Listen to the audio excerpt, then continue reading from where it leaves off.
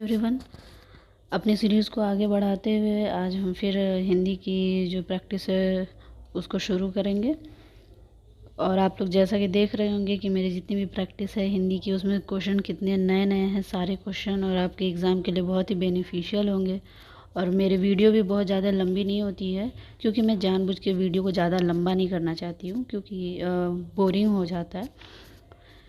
मैं भी पढ़ चुकी हूँ तो मैं भी इस चीज़ को जानती हूँ, क्योंकि जो भी वीडियो लंबी होती है आदमी उस पर ज़्यादा टाइम वेस्ट नहीं करना चाहता है, क्योंकि सभी को आज के समय में जल्दी रहती है किसी भी चीज़ के लिए। तो मेरे वीडियो भी बहुत छोटे होते हैं, जिससे कि बोरिंग ना हो और कम समय में आपको अच्छी चीज़ें प्रोवाइड कर दी जाएं।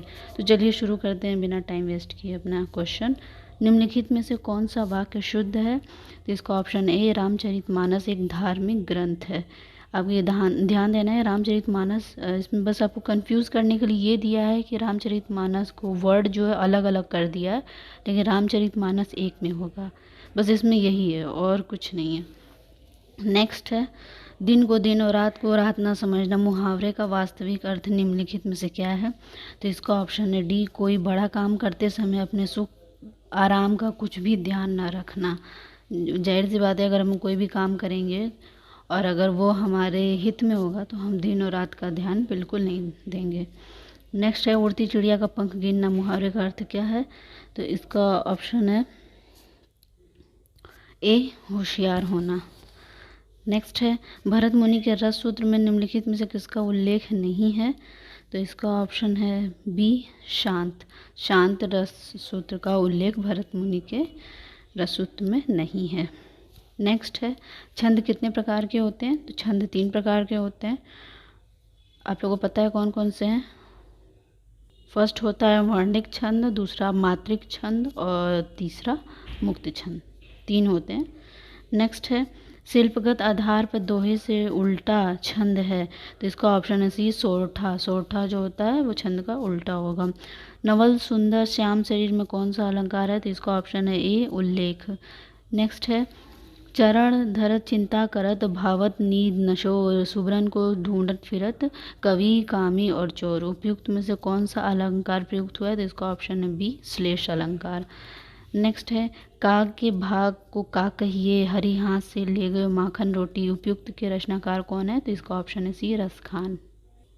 वह आता दो टूक कलेजे के करता पछताता पथ पर आता। उपयुक्त पंक्ति किस रचनाकार की है? तो ये तो बहुत ही फेमस पंक्ति है, तो इसका ऑप्शन है सूर्यकांत त्रिपाठी निराला, ऑप्शन डी है। नेक्स्ट है, इधर सूची फर्स्ट और सूची सेकंड दिया हुआ है, इसमें आपको मिलान करना है। तो इसका जो ऑप्शन है वो बी है, और बी में देख लेते हैं क्या क्या है। इसका उर्वशी, उर्वशी के कौन है? जयशंकर प्रसाद हैं। उत्तरा के हैं सुमित्रा नंदन पंत। कैदी और कोकिला के माखनलाल चतुर्वेदी। और वीरों का कैसा हो वसंत सुभद्रा कुमारी चौहान का है। नेक्स्ट है, इसी तरह मिलान करना है। जो ये होते हैं मिलान करने वाले, सूची फर्स्ट और सेकंड का, ये भी बहुत इंपॉर्टेंट होते हैं। एग्ज़ाम में आपको मतलब सिंपल क्वेश्चन नहीं पूछेगा, आपको कंफ्यूज करने के लिए, थोड़ा सा डराने के लिए ऐसे क्वेश्चन डाल दिए जाते हैं जिससे कि थोड़ा सा आदमी इसमें कंफ्यूज होने के चांस ज़्यादा रहते हैं, तो इसलिए आपको ऐसे क्वेश्चन डालते हैं। तो इससे आपको डरने की ज़रूरत बिल्कुल नहीं है, क्योंकि आप मेरे साथ जुड़े हुए हैं। तो मैं ऐसे, मेरे सेट में क्वेश्चन ऐसे बहुत ज़्यादा रहते हैं। देखिए नेक्स्ट क्वेश्चन क्या है। ये संबंधित काव्य धारा है और व्यक्ति विशेष हैं, तो इसमें भी देखिए मिलान करना है। तो इसका ऑप्शन है सी है, और देख लेते हैं क्या क्या है सी में। राष्ट्रवादी काव्य धारा, इसका ऑप्शन है सुभद्रा कुमारी चौहान का है। प्रगतिवादी काव्य धारा है, रामविलास शर्मा का है। प्रयोगवादी काव्य धारा, ये मुक्तिबोध का है। और नई कविता काव्य धारा, ये धर्मवीर भारती का है। नेक्स्ट है, हम तो सारा का सारा लेंगे जीवन, कम से कम वाली बात ना हमसे कहिए। उपयुक्त पंक्ति जो है निम्नलिखित में से किस काव्य धारा से संबंध है? तो इसका ऑप्शन है डी, नई कविता काव्य धारा से संबंधित है ये। देखिए फिर से ऐसे क्वेश्चन आ गया। प्रबंधात्मक काव्य कृति और इनके रचनाकार हैं, तो इसका ऑप्शन सी है। तो इसमें पहले देख लेते हैं क्या क्या है। कालजयी का है, भवानी प्रसाद मिश्र का है, अग्निलिख का है, भारत भूषण अग्रवाल। अब किसे वनवास दोगे, इसका है शैलेश जैदी का। सूर्यपुत्र का है जगदीश चतुर्वेदी। नेक्स्ट है, फिर देखिए ऐसे ही क्वेश्चन है, पत्रिका दिया हुआ है, उसके संपादक हैं, तो इसका ऑप्शन है बी है। और देख लेते हैं इसमें भी प्रताप है। प्रताप का क्या है, गणेश शंकर विद्यार्थी। कर्मवीर का है माखनलाल चतुर्वेदी। माधुरी का है प्रेमचंद। और मतवाला का है निराला।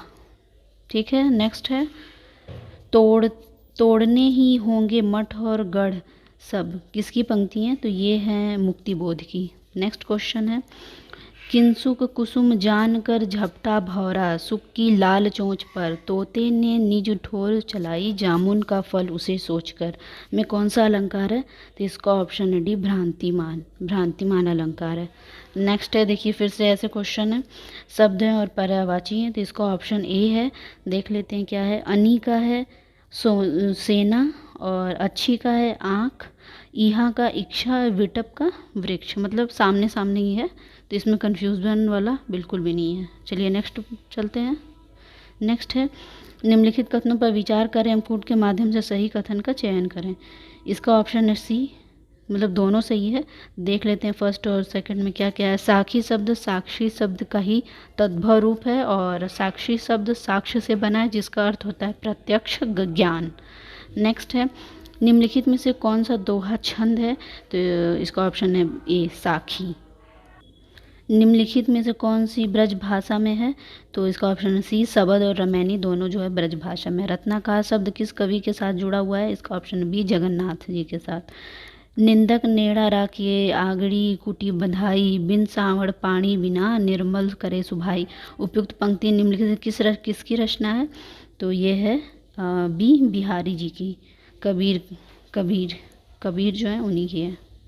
नेक्स्ट है, भारतीय नारी की समस्याओं को आधार बनाकर महादेवी वर्मा ने कौन सा ग्रंथ लिखा है, इसका ऑप्शन है बी, श्रृंखला की कड़ियाँ। नेक्स्ट है, नेक्स्ट क्वेश्चन, घून खाए सहतीरों पर ही 12 खड़ी विधाता बाँचे, फटी गीत है छत चूती है, आले पर बिस्तुइया नाचे। उपयुक्त पंक्ति निम्नलिखित में से किस प्रगतिवादी कवि की है, तो इसका ऑप्शन है बी, नागार्जुन की है। प्रगतिवादी में नागार्जुन आते हैं।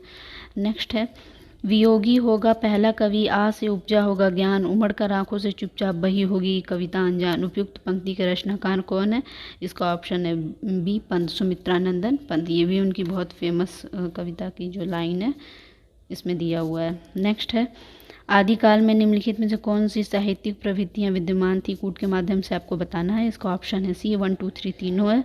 धार्मिकता, वीर गाथात्मकता और श्रृंगारिकता। राष्ट्रीयता इसमें नहीं आएगी।